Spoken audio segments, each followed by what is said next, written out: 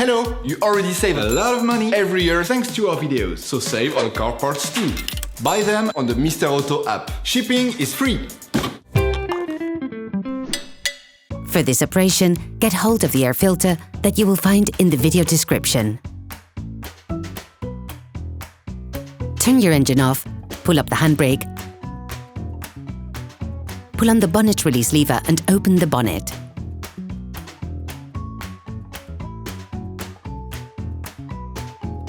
You should now be able to easily see the airbox to change the filter.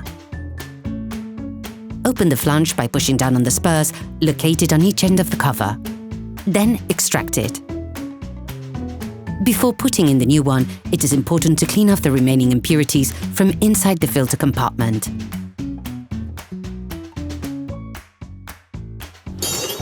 Please support us. Subscribe and like the video, that will be really cool. Take the new filter. Take off the filter from the plastic rack. Compare the new filter with the old one to ensure that they're identical. Replace it by inserting the new one into the rack. Insert the whole thing into the compartment, paying careful attention to properly put the spurs into their housing.